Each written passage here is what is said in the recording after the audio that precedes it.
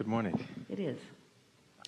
So I wanted to pick up a conversation that we left off last year, which is one of my strongest desire, also the most nagging part, is to be a parent.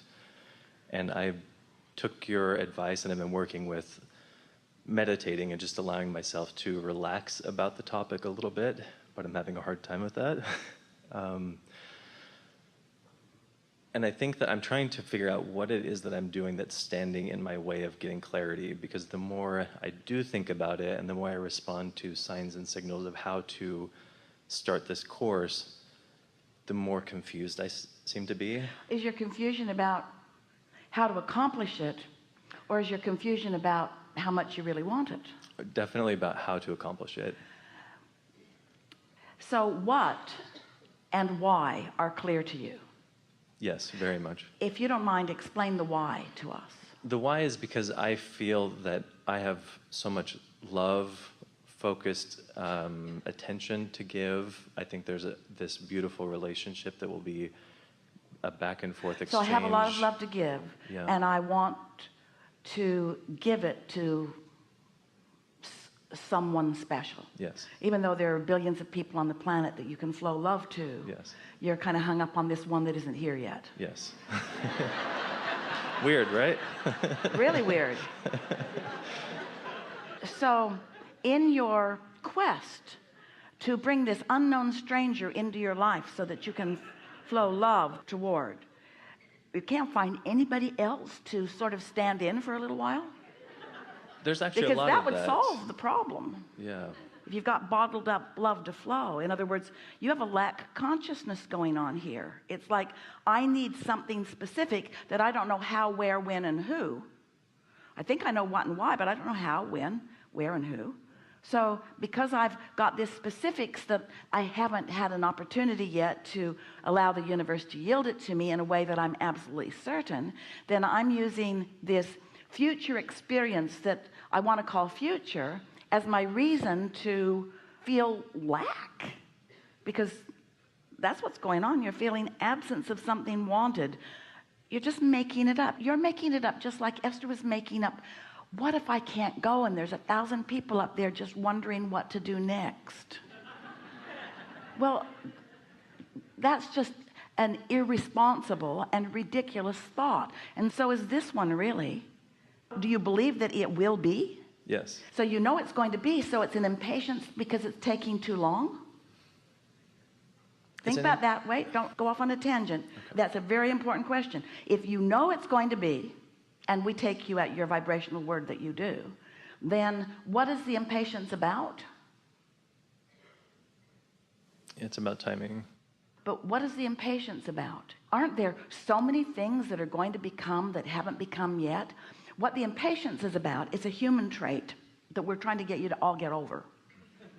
It's a human trait of needing the manifestation of my desire to have manifested so that I don't have to do any work of focusing. I can just lazily observe. But the thrill of creation is to hold a focus, to focus upon something that is a vibrational reality and enjoy its vibrationalness while it is in the state of becoming. Because do you know, there is so much about this journey of becoming that you're going to enjoy every facet of, that you are depriving yourself of by just wanting to have a thought and have it manifest. Thought manifest, thought manifest. You would think something as simple as booking a flight, getting to the airport and getting on an airplane would be a really simple, straightforward thing. But there's so much more juice to get from it if you will allow it. You see what we're getting at? So much more life to live about it. So what's the urgency all about? Why the impatience instead of the loving, joyful awareness of the way the universe works to deliver to you whatever you want? I think that it's because I do believe for sure that this will happen. It's not that I have to know it's happening now. It's more that I don't know where to focus. And I think that's where I'm frustrated, is because if I relax and focus on other things Well, then that you bring... must not trust the things that we've been talking about, because do you accept that you have an inner being? Yeah. Do you accept that your inner being has full awareness of your vortex? You just said that you believe that in your vortex is this that you want. So when you put those things together, I believe that it's in my experience, and I believe that my inner being, do you believe that your inner being is aware of it? Yeah. And do you think that your inner being knows what the path of least resistance, meaning, do you think that your inner being knows how to guide you around your hang-ups in order to get you to where you want to be?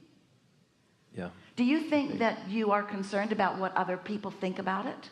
Definitely. So it's not just your relationship with your own inner being that you're focused upon. It's your relationship with all these other people who have opinions about it. Well, that's your hang-up right there. Do you know there are not two people in your life or in anyone's life who are in total agreement about what you should be doing? And you know what we think about all of them, they are irrelevant. So you've just got to clean it up between you and leave all of them out of the equation. But it's not easy to leave them out of the equation because you're talking about it all the time. And so people have got all of these opinions that are based upon how many airlines have been canceled in their life.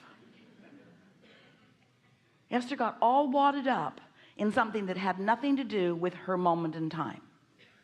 Not really wadded up, but it was an entertaining ride. As this woman recounted driving from Newark to Nashville in exactly the same situation. Esther thought, yeah, that's happened to me a time or two. Esther didn't tell her stories, but they were certainly activated.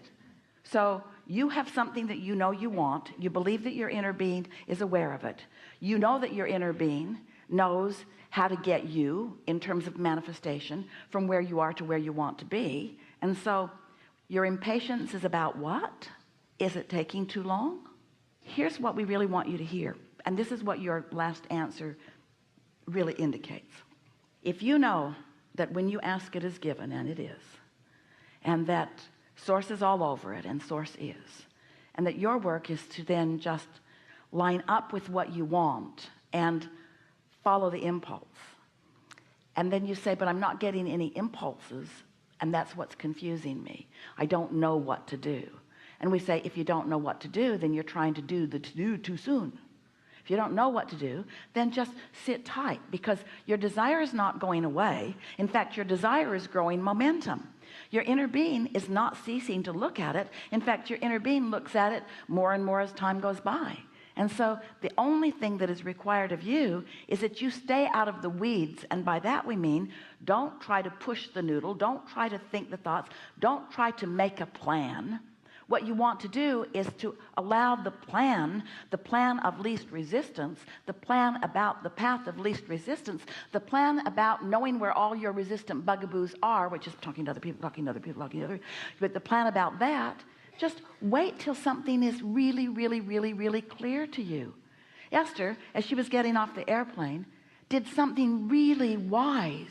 She went immediately to two people who knew what the scoop of the whole thing was, and asked them with clarity and sincerity, and got an answer back from them that was real. And instead of letting that sit, instead, just for the drama of it, she went down a whole lot of other rabbit holes, because when you hit yourself over the head with a hammer, it always feels good when you stop. So we know you all like the drama of it, but it's not necessary. You either believe in your ability to be or do or have whatever you want, or you don't. Do you? I don't know.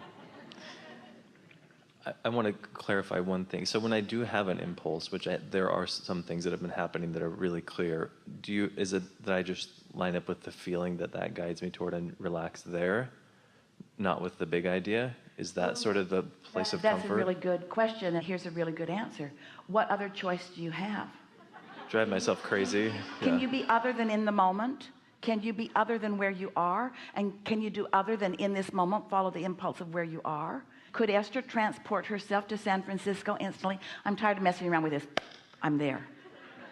Or are there physical elements of being in a physical body that you have to allow the forces and the laws of your worldly environment to come into play? But if you hold your focus on the vision of what you want and you don't get hung up on how it's going to be, this is a question that we're putting to you, to all of you, and we're going to do it with clarity and softness and slowness, because we really want you to consider what your answer is to this question. What's the rush? That's an important question. Well, we have a few important questions. What do you think is at the root of your need, because it feels strong, to involve yourself with so many specifics about this? Rather than standing back and trusting, what do you think makes you want to dive in and get after it? Did you put the question in your mind? And can you put an equivalent subject in? What makes you feel the urgency or the necessity? Why do you have the drive to get after this? I think for me, it's because I'm applying my experience of my past, which is that if I focus and I work really hard, I'll get to where I want to go. That's true, but why? What is it about that that is so intoxicatingly, urgently important to you? What's your win in that? Probably to prove I was right. Yeah, you went right to it. To be right, to be worthy, to be good at what I do, to justify my existence. We're speaking from a human perspective. I've been in competition with so many about so many different subjects, and I want so much to be right that almost everybody has stepped so far away from your feeling of absolute worthiness and your knowledge of absolute trust in the universal forces. So you've created all of these scenarios, so you're battling yourself because no one else is keeping you from anything. And mostly that battle is about me needing to be right, me needing to be good, me needing to be validated as being good. We said a few weeks ago at a gathering that we'd like you to envision making your transition into non-physical. And then when you meet up with someone that you can communicate with, you say, where's the list? And they'll say, what list are you looking for? And you'll say, the list of all the things I sacrificed so that I could be the good person that I needed to be here. And they'll say, oh, there's no list like that. What? Nobody kept track of all of the things that I didn't do that I wanted to do? Nobody kept track of all the things I did? Nobody kept track? No one's keeping track of that. There's no reward for everything that I sacrificed in order to be here in this good place. This isn't the good place. This is the only place.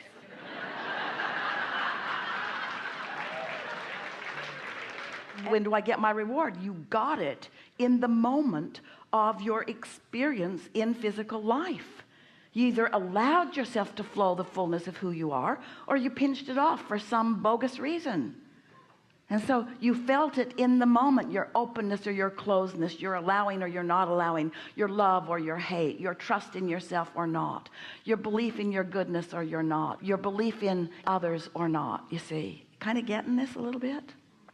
So when you stand in this place of knowing that if this time-space reality has created within you a desire for something, this time-space reality will deliver the goods to you.